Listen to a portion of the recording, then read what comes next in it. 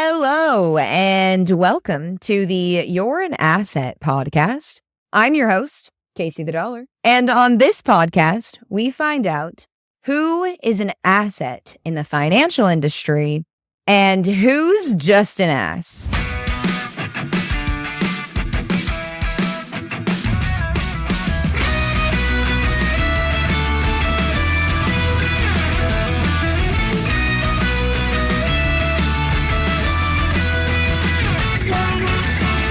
On today's episode, we're going to be talking about people in the industry. We're going to be calling out some asses, but not insurance agents this time. Today, we're going to be talking about financial advisors, fiduciaries, and financial gurus that are all over social media telling you that insurance is a scam. And we're going to get into why that's inappropriate of them.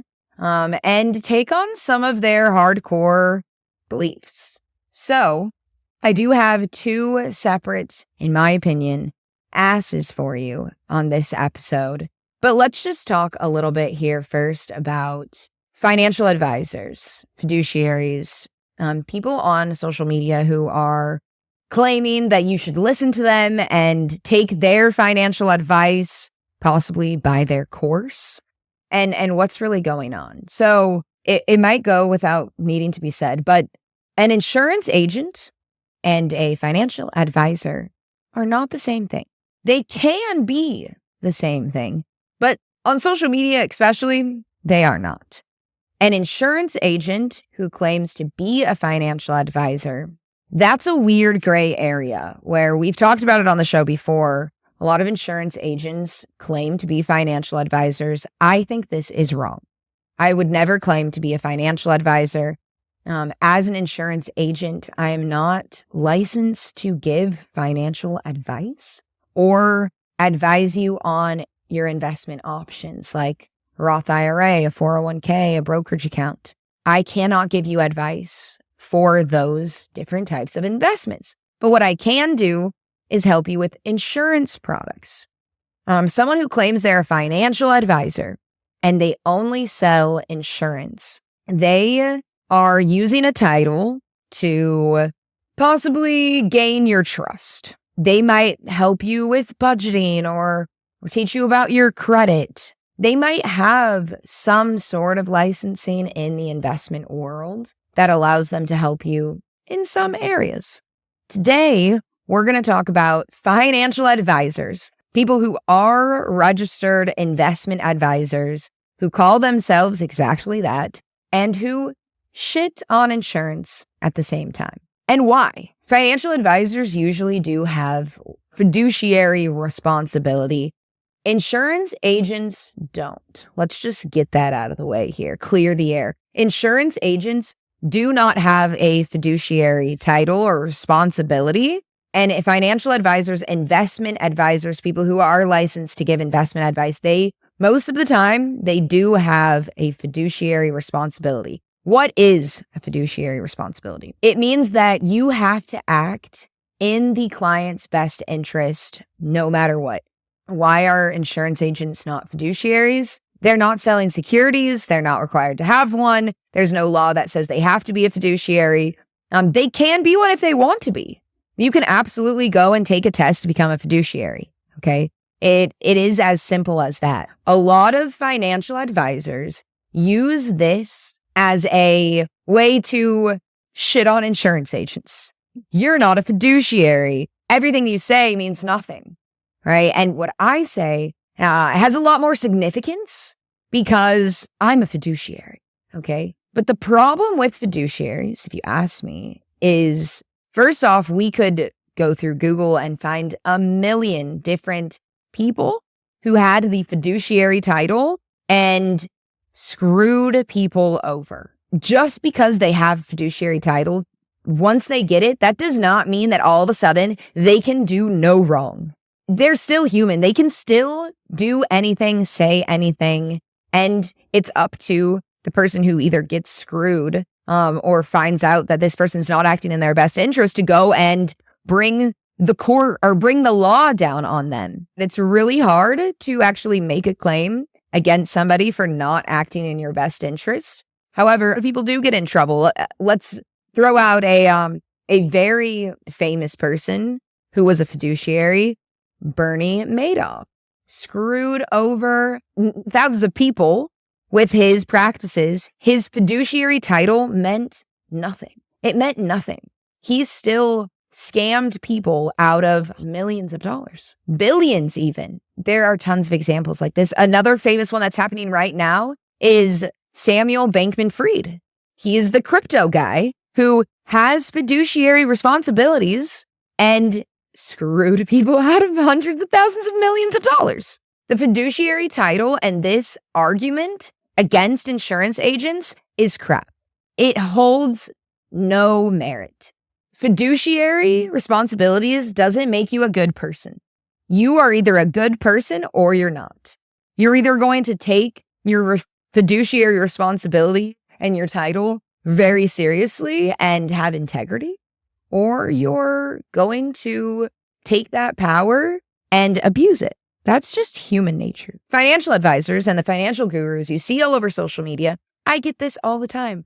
But are you a fiduciary? And it's from people like you. It's also from consumers because they've heard somebody else say, well, you need to work with a fiduciary. And then they come and ask me, are you a fiduciary? And I tell them, no, I'm not. I'm not a fiduciary. And so what it comes down to is, do you think you can trust me or not? Do you feel like I'm educating you and giving you all the facts or not? If you go onto Investopedia and you look up fiduciary, it'll give you 5 common misconceptions about fiduciaries. And one of them is that fiduciaries are always honest. Fiduciaries don't always act in people's best interest. And so why does this point matter? If anyone watches John Oliver, he does a show where he talks about current events of the week. And one of his episodes was completely dedicated to the scam that is the fiduciary title. The whole thing. So this is becoming more of a understood concept that fiduciary doesn't mean as much as people might have thought it meant before. But I won't say that like the fiduciary title means nothing. I don't think that it means nothing. I think that it puts pressure on, right? It puts pressure on some people that might need it to do a good job. Yeah. Which, if you think about it, like the moment I said it, I was like, that's kind of sad, right? That there are people out there that need pressure of being a good person to go and then be a good person.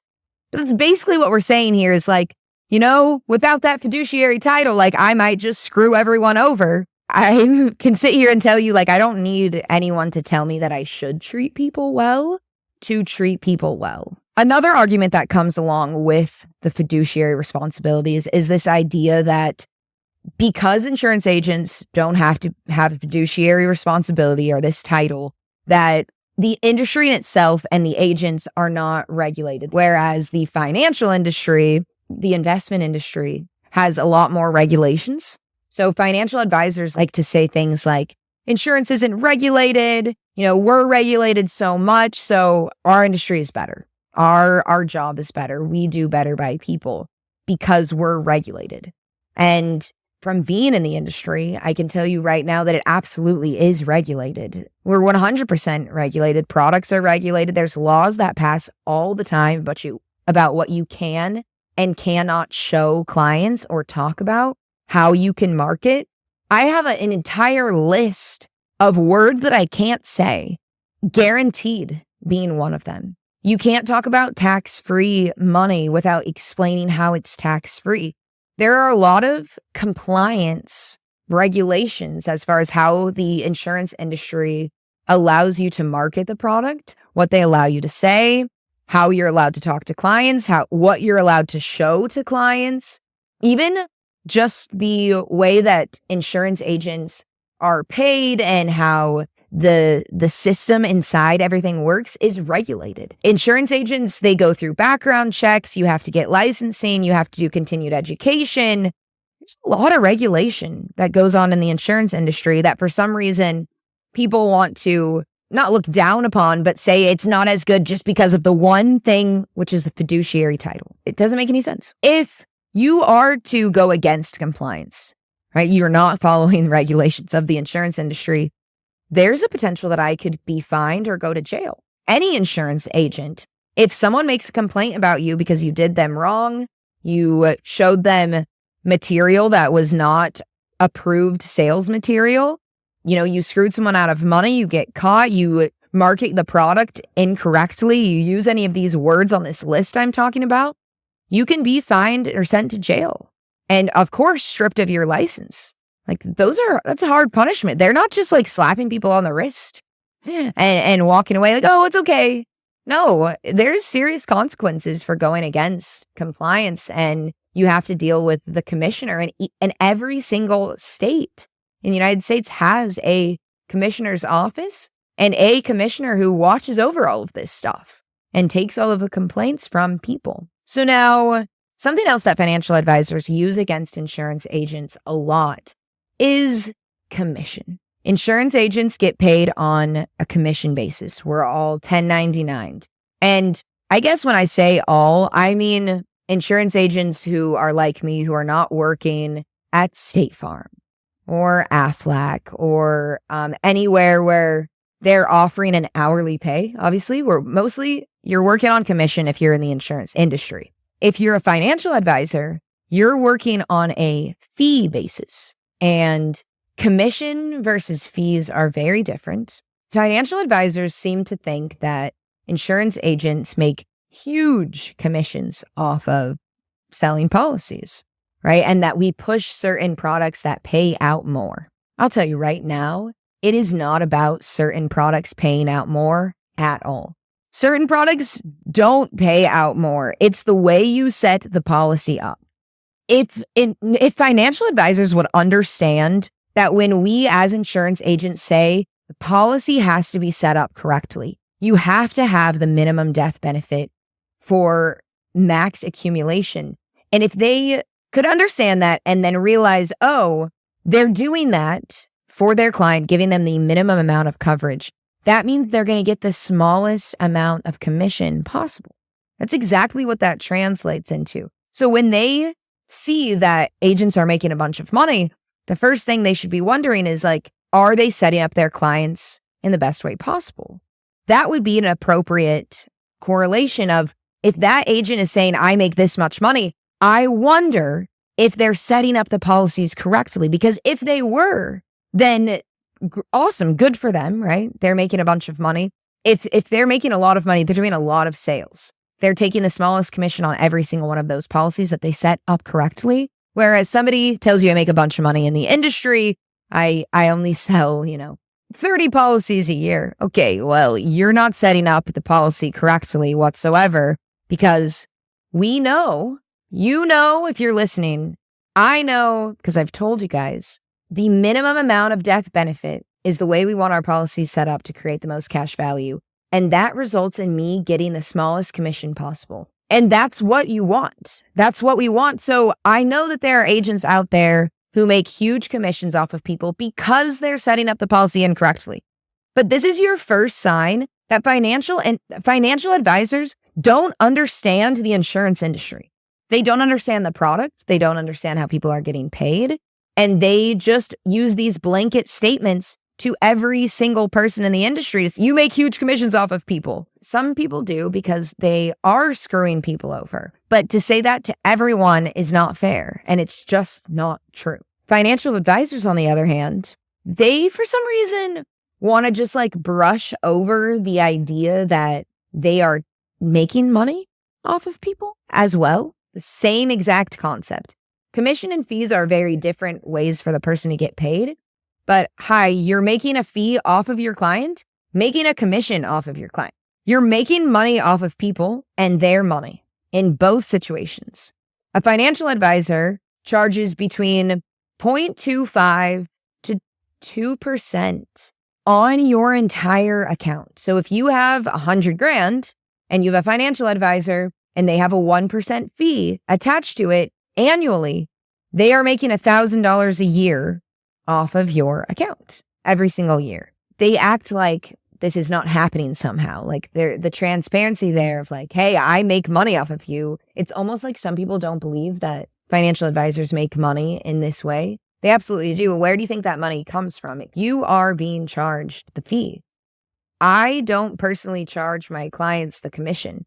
They don't see that come out of their account, right? My commission comes from the insurance industry, where if you have a financial advisor, they're charging you a fee and they might not be super upfront about it. Now, something else that they tend to try to blow right over is this idea that if you lose money in your account that they're managing for you, they still get their same exact fee every single year. Just because they lost you money doesn't mean that they lose money. If your account went from 100 grand to 90,000, they're going to make less, sure.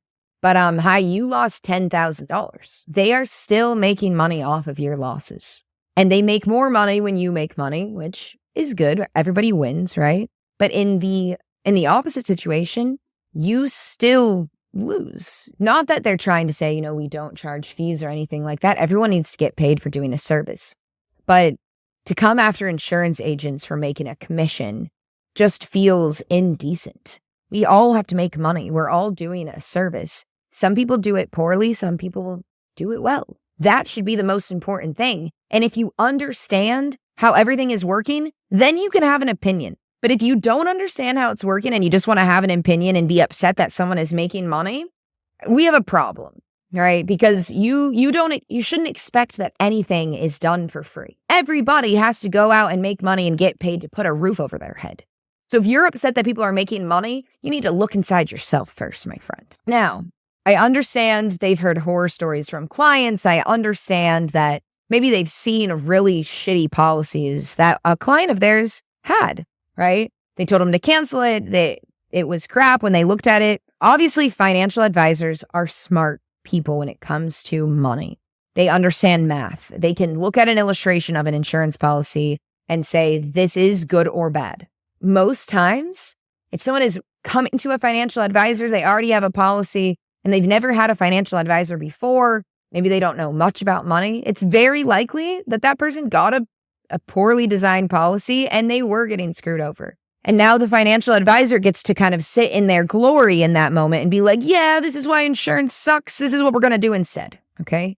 The problem comes from the idea that when a properly designed policy is sitting in front of a financial advisor and they can't say that it's good and they just want you to do something else with your money that would put your assets and your money in their hands so they can collect a fee, that's when we have a problem. Financial advisors should be able to spot a good insurance policy to then properly instruct someone on that they should keep it, how it's working, how it plays into their entire financial portfolio, and where its value is, right, for their long-term needs. It seems like a lot of financial advisors just hear the word insurance and I'm done. I don't want to hear any more. Insurance sucks. And that's all they have to say. When you ask a lot of these people why, I've just seen a lot of bad ones.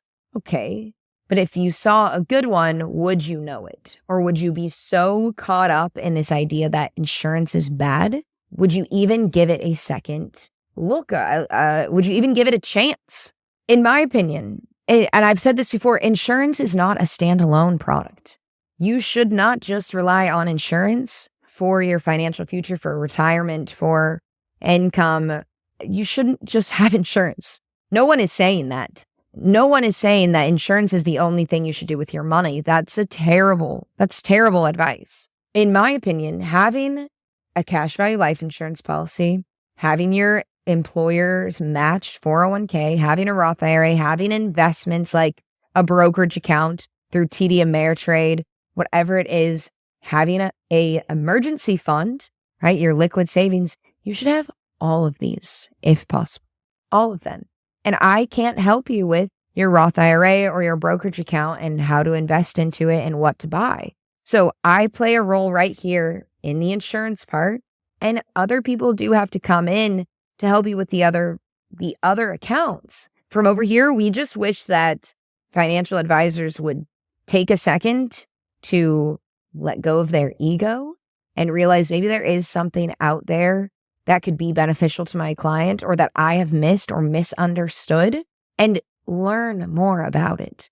Trust somebody that says, hey, I design these things appropriately for people, and this is how it can benefit somebody, and we could all learn to work together. Just like financial advisors have realized, hey, I don't need to do insurance. And so they say, I'm really good at these things. Okay, great. But if you don't have time to also understand the insurance world, then you should be thinking the same thing as I am of, okay, I don't understand or have time for this part of the finance industry. I should let somebody else handle this part, but I shouldn't come over here and shit on it just because I don't make money off of it. A good financial advisor is going to understand why insurance is valuable and where it has a place in every single person's situation. That being said, I have had clients that take my illustrations and the materials that I showed them when they're thinking about purchasing an IUL to their financial advisor. Have I had some experiences where the financial advisor said, no way, insurance sucks, don't do this? Yes. But I've also had financial advisors who tell their client, who's also my client, this is awesome. This is fantastic. You should do this. And is not trying to take away the business, is not trying to put it down, is literally telling them, awesome, go and do this. I 100% support you doing this with your money. Because this happens a lot with business owners, right? Business owners have teams of people. They want to do something with the income from the business. That thing being an IUL or cash value policy, they go and take it to their team. And when a team says, gives them the green light, wow, major props to these people because they have done what I was just talking about. They have decided, hey, this is our area of expertise. I'm not an expert over here, but I understand it enough to know good or bad.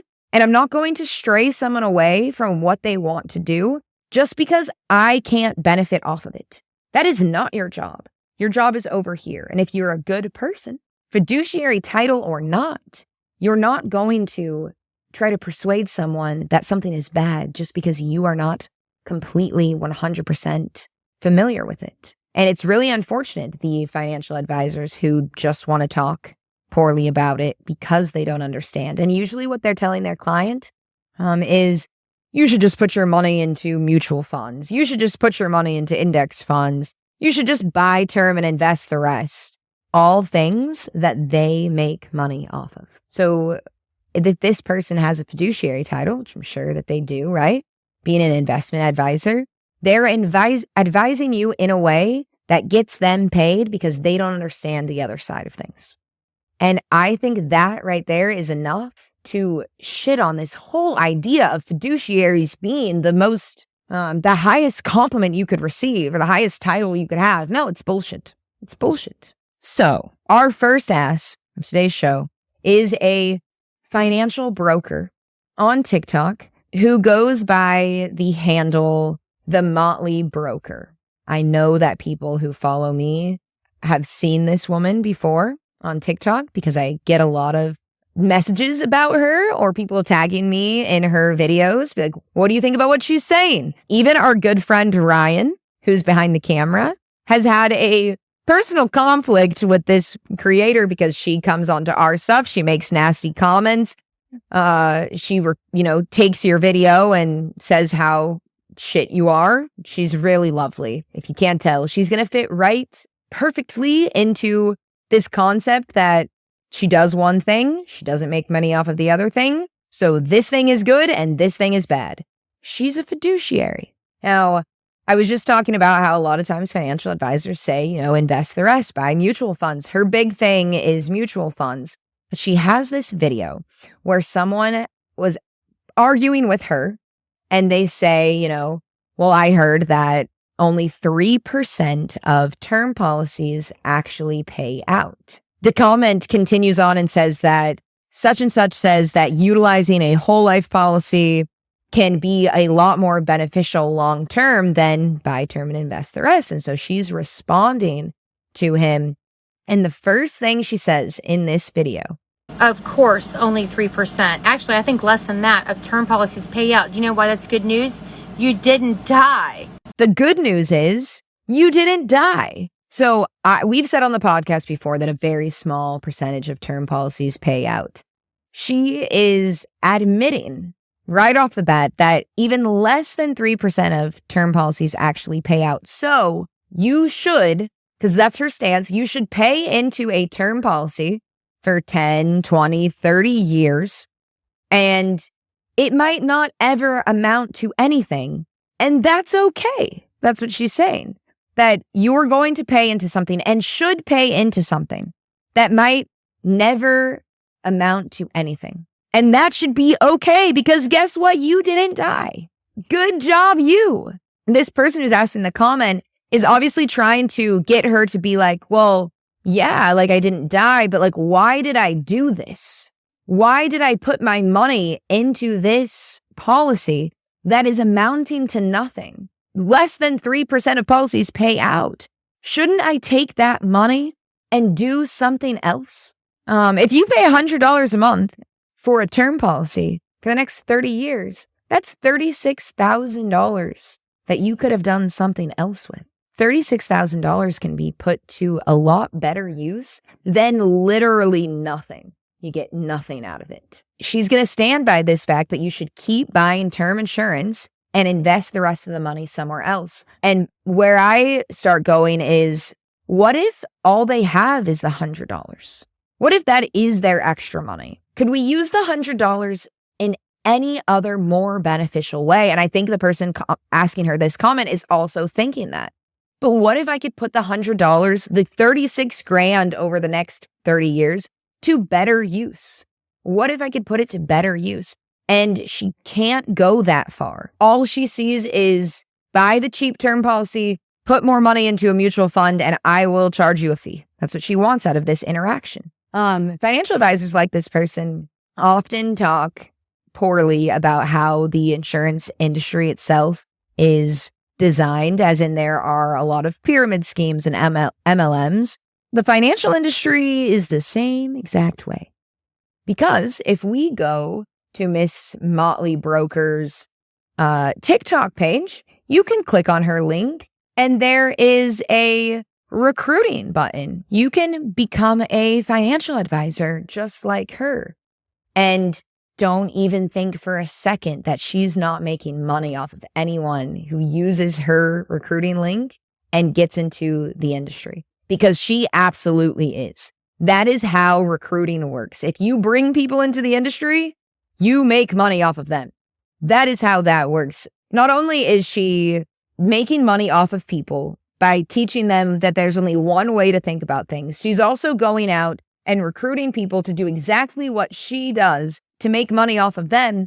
And she has affiliate links. You can buy or download apps or services that she makes a commission on. This is the pot calling the kettle black. She's doing all of the things that she says is so bad for insurance agents. How dare you be in an MLM? How dare you recruit people? How dare you make money off of people in the form of a commission? She's doing them. It's just, she has a fiduciary title, so she gets angry and yells at you and is like, I'm a fiduciary, you listen to me here, pal. I don't have affiliate links. I don't have a recruiting button. I actually don't recruit at all, and I've talked about that. Now, she has another video where she talks about fiduciaries, and it actually has our friend Ryan in it. It's one of those ones I was telling you. She uses an insurance agent's video. She stitches it. So let's watch this guy. Financial publications just released an article saying that an IUL could be the new 401. Like this? Gosh, Forbes, you better get your shit together.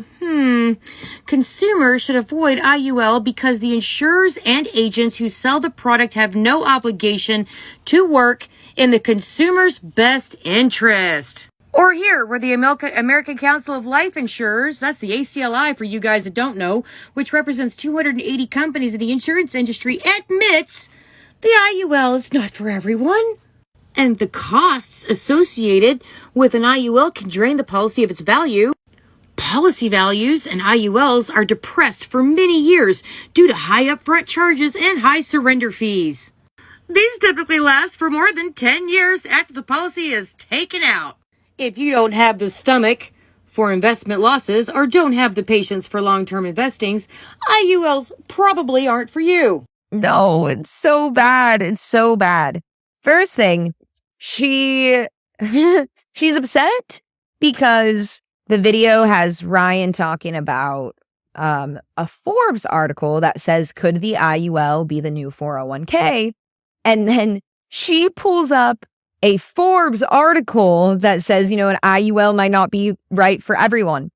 But she's saying like, oh, like Forbes said it, but then you used Forbes too. Forbes has multiple different opinions about things. Forbes doesn't just have one narrative. Yeah, if you're searching for it, Forbes will have it. She goes on to say, insurance agents don't have fiduciary duty. Oh, give me a break. Give me a break. We already went over this, okay? She thinks because she's a fiduciary, she's better than people. But then it says that, there's no regulations. We talked about that. There absolutely are regulations. Just because she said it in a voice like this doesn't mean that she's correct. It says in the article, if you don't have the stomach for losses, or if you don't want to fund something for a long time, an IUL might not be right for you. And I know that an IUL is not right for everyone. Okay. I've said it before. I'll say it again. An IUL is not right for everyone. However, market losses and a long-term funding period apply to every single financial vehicle there is out there. How can you say that you shouldn't get an insurance policy if you're afraid of market losses, but you should go get mutual funds? Mutual funds are directly invested in the market. They don't have a 0% floor, and IUL has a 0% floor. And mutual funds do not. You can take a 30% hit. An IUL will never take a 30% hit. And long-term funding, an IUL doesn't always have to be long-term funding. Like, it's one place right there where that just tells me she doesn't understand the flexibility of an IUL or the idea that you could only fund it for 10 years and be done, okay? But if you stop investing in your mutual funds, you're not going to see the same results as if you invested for a long period of time. One of the number one tips that investors get when they're starting out is slow and steady, go for the long haul. Dollar cost averaging is that you're always investing all the time. This is not something that's special for life insurance. So in my opinion, if you ask me, the Motley broker on TikTok, she's an ass in my book. And if you agree, if you know who she is, or if you now know who she is and you went and looked up her stuff, please, can you drop a peach emoji in the comment section? If you think the Motley broker is an ass and we're in agreement. If you don't, put the sunglasses emoji, think she's an asset. Sunglasses emoji is not for me this time. It is for these people that I'm talking about, because I'm about to bring up person number 2. Person number 2 is a guy who goes by Personal Finance Club on TikTok and Instagram. His name is Jeremy Schneider. Overall, Jeremy is a self-made millionaire, at least he proclaims. He is 36. He says he has a $4 million net worth. And he's, basically retired. He doesn't have to work anymore. And so he teaches other people about investing. And his main thing is index funds. Now, I have nothing bad to say about index funds whatsoever. Index funds are great. IULs, index universal life insurance policies, take advantage of index funds. The problem with Jeremy is that he is also very narrow-minded. He thinks insurance is a complete joke and a scam, and he's very upfront about it. Now, my problem with Jeremy is because he's a big creator, people listen to him, and so when he says something, people are paying attention. So when he has this mindset of everything related to insurance is shit and only index funds are good, to me, he's doing a disservice to people, because people are listening to you. And when you shit on another part of this industry, which is insurance, you might be discounting a product that would be very beneficial to someone. And just because of your mindset and your view and your lack of understanding, you are preventing someone from doing further research, which shame on them, okay? They should go and do it on their own and have their own original thoughts. But that's where we are in today's society. People get on the internet and they look for advice. I don't believe that Jeremy is a fiduciary whatsoever. Jeremy is just a financial guru guy on social media. All of Jeremy's content is investing tips, do this, don't do that.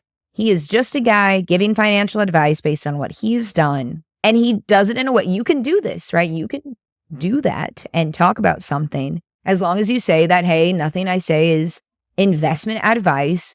Take it with a grain of salt. I'm just teaching you from my own experience. And you find a lot of that on social media from everyone in all kinds of industries. When you do a little bit of digging into these people and, you wonder, how did you do that? And did you really do it on your own? Did you have any help? You can find out very quickly that Jeremy didn't have any student loans. He got in with a scholarship. His mom joined one of the businesses he started. He's never had to be in debt. I'm sorry, Jeremy, but you can't call yourself a self-made millionaire when things were literally fucking handed to you. People who get angry about this stuff, most people don't have that experience. Most people don't know what it's like to not have student loans, to not have debt, to have their mom support them in their new business. You're kidding me. You did not do that on your own. You were very, very, very privileged in your experience. And so for you to go out and be like, just do what I do, invest in index funds, this is bullshit. Sorry, it's bullshit. And then he's going to come and shit on insurance as if that's the problem, as if that's what's keeping people poor. You're kidding me. And what does Jeremy do with his finance tips? And he has a lot of free content. You can go on his website. You can check out all of his articles, tips and tricks, the basics. And then when you're done with that, what happens? You are now prompted to buy his course. And one of the courses is $79 flat fee, and another course is $138. I think that when you're selling courses, you're a sellout. And if, Jeremy, you're so well off, why do you need to sell a course? Why do you need to go and make more money off of middle America who didn't have half of the privileges that you did? That's where I get upset. I'll tell you guys right now, I had student loans. I've been up to my ears in debt. I've lived paycheck to paycheck. I've been through the struggle. I've eaten like I'm still in college for the last 10 years. Boxes of mac and cheese. People like Jeremy don't know what it's like to struggle or to be living paycheck to paycheck, to start from nothing, to have no safety net, to have no leg up. And then they think they can go and educate the same people that they are nothing like. And then they want to go make more money off them by selling a course. This is the world we live in, you guys. It's not fair. It's not fair. It's a lie. It feels dishonest. It's ingenuine. And I wish that more people could see through the nonsense. He'll post a picture like this one, right? And what it says is investing in an index fund versus investing in an IUL. And one of the pictures, the money turns into more money, right? A house, whatever it is. And then investing into an IUL just shreds your money. That's what we're seeing here. Basically saying that an IUL is garbage. It takes your money, it eats it all up, and you have nothing. Thousands of people saw this content, and there's a whole caption. Let's read it together. There currently is an epidemic of predatory insurance salespeople pushing terrible life insurance products on unsuspecting young people. Oh my God. He should be mad at Primerica just like I am. But he's not. He's mad at people like me. I continue. They aggressively represent buying permanent life insurance policies as a fantastic investment. No, we don't. They tout all sorts of benefits, like how they grow with no downside risk. It's tax-free. It's a tax-free investment, and it will outperform investing in actual investments like index funds instead of Roth IRAs and 401ks. Unfortunately, basically everything they say is the opposite of the truth. The truth is these permanent life insurance policies, including products like IUL, whole life, variable, MPI, etc., are riddled with high fees, high cost of insurance, penalties, and risk of the policy lapsing and losing everything. This is just like very basic, like cost of insurance, surrender charge, lapsing if you don't pay into your policy the minimums, and losing everything. This is a reason that you don't get a bad policy, right? This is why it has to be set up correctly. He continues on. He says the end result is the cash value in an IUL would underperform an investment in the same index it tracks by 82% over the course of 40 years. That's if the policy even lasts that long, as policies can lapse due to missing payments or the insurance company changing the web of rules along the way, which the policy said they're free to do. So what do? If you need life insurance, buy term life insurance. With the extra money you're not giving to the insurance company, invest it. In 20 years, when the term expires, you will have lots of money and you don't even need to die to get it. Plus, your dependents will be grown and your untimely demise will no longer be a financial crisis. As always, reminding you to build wealth by following the 2 PFC rules. 1, live below your means, and 2, invest early and often. His whole caption just tells me he has no idea how insurance works. Of course, there is a cost of insurance. It's also a product, not an investment. There is a penalty for canceling. When you buy something and then you want to cancel it, people are allowed to say there's a penalty for doing that when you bought a permanent death benefit within a contract. And the lapsing and losing everything you have and then being able to change the rules. I talked about policies, poorly designed policies on a previous episode. And when the policy is not set up correctly, of course, it has potential to lapse. When your policy is fully funded and it's set up and designed in a specific way for you, it's not going to lapse. The underlying cost of insurance is minimal. You have very, very small minimums and flexibility to make sure your policy does stay in force and in good standing. When people are screwed over, their policy ends up lapsing because the policy was not designed to be beneficial for them.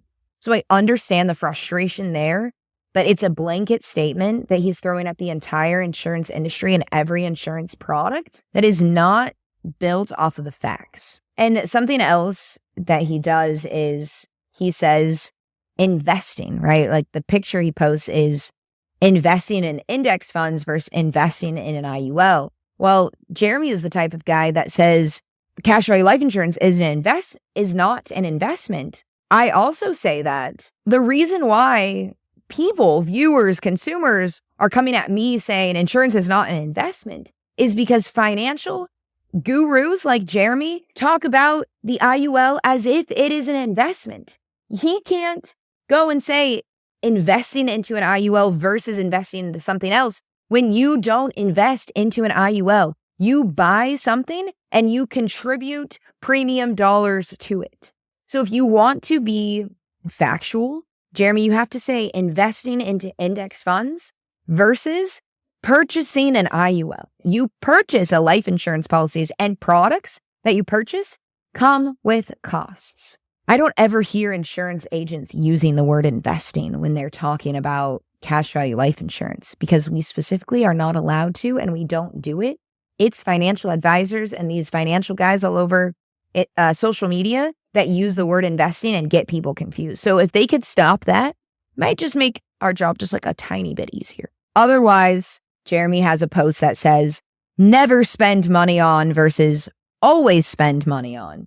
And the never is a really long line. Lottery tickets, a useless degree, overdraft fees, credit reports, whole life insurance, trading fees, ATM fees, bottle service, and hotel minibar. The always is your health and index funds. A lot to unpack there as well. But let's just keep it simple, right? Jeremy, who do you think you are that you could tell people to never spend money on a useless degree or a hotel minibar or bottle service? Are you kidding me? He sounds like Dave Ramsey. Your Starbucks is what's keeping you broke. And yeah, not everyone gets their fucking college degree for free, Jeremy. Do you think that I wanted to be in debt for a degree that I didn't end up using? Do you think anybody goes into college, signs up for student loans, and then says, I'm never going to use this. This debt'll so be worth it. To tell people, never spend money on a useless degree. How? Unless Jeremy, he might be the type of guy that thinks like art and music are useless degrees. Which then, God, waste of time. But the mini bar and the bottle service, like that's just, now you're just being uppity. And I don't like that. Shit advice. And of course, he has the whole life insurance in there and no, okay. Permanent insurance. You don't like it. I feel like it's just a way to slide it in there, people, it's part of the brand. But you can always spend money on your health and your index funds. Where's the list? Is that the only thing that matters? The only things that matter are your index funds and your health. Privilege. Don't spend money on rent. You don't need to eat. Childcare. Quality advice from a straight cis male. Could you believe it? Well, one other one, because this just proves it's part of the brand, right? To hate on insurance. He has another post that says, every time I see a guy on a live with a whiteboard, I immediately think scam. And he's coming after insurance people for sure with this one. Because I see a lot of people with whiteboards talking about insurance. I'm one of them. I am one of them. He's calling me out with this post. People use whiteboards and do content with whiteboards when they're talking about cooking. How can you say that anything with a whiteboard for content is by my scam? This is just, again, naive, narrow-minded, and just shows me it's all part of the brand. Hating on insurance is just part of who I am and what I stand for. Oh, which just brings me full circle to financial advisors, financial gurus, all these people. They should be doing themselves and their followers, their clients, the service of understanding all aspects of the financial industry, including insurance, so that they can unbiasedly and honestly, factually speak about it so that they can help people in the best way possible. But the second they become narrow-minded on only my way works, that's when you have a problem. Your fiduciary title goes out the window. If it's so defined as to only one way is right, your advice is meaningless. This episode really got me riled up. We are definitely going to come back to Jeremy, Mr. at Personal Finance Club. But for today, I hope you guys learned a lot from this episode. If you want to drop any questions in the comments, we will get back to you. So please go ahead and put your questions in the comment section. If you want to follow me on TikTok or Instagram, it's at Casey the Dollar. You want to follow Power 3 Financial, which is my company, at Power 3 Financial on both TikTok and Instagram, or send us an email, reach out to us, go to our website. Our email is info@power3financial.com and our website is www.power3financial.com. We're happy to chat with you, answer your questions. Thanks everybody so much for listening. This has been the You're an Asset podcast, where we find out who's an asset in the financial industry and who's just an ass. I'll see you next week. Bye.